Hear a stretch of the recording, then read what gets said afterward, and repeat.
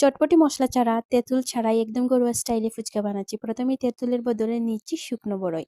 এই বড়ই আমি ২০ মিনিট পানিতে ভিজিয়ে রাখি, যাতে ভালোভাবে নরম হয়ে যায়। নরম হলে বড়ই হাতেই চটকে নেই। এটাতেই আমাদের প্রাকৃতিক টক ঝাল স্বাদ।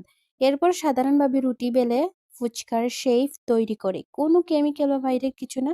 সব মিলে খুব সহজে, খুব পরিষ্কার আর একদম দেশি স্বাদে তৈরি ফুচকা, গ্রামের রান্নার মতো কম উপকরণ কিন্তু স্বাদে ভরপুর। তারপর এখানে আমি ফুচকার পুরটি তৈরি করব। তারপর এখানে কড়াইতে আমি দিয়ে দেব সেই ফুচকাগুলো ভালোভাবে আমি ভেজে নেব। দেখতেই পাচ্ছেন লাল লাল হয়ে গেলে আমি এটা নামিয়ে নেব। তারপর এখানে দেখতে পাচ্ছেন সেই টকের মধ্যে আমি দিয়ে দেব চিলি ফ্লেক্স এবং ধনেপাতা কুচি। তারপরে এটা আমি এক সাইডে রেখে দেবো, কারণ এটা আমাদের টক হয়ে গেছে। তারপরে এখানে দেখতেই পাচ্ছেন পুরের মধ্যে আমি দিয়েছি ধনেপাতা কুচি বেশি করে।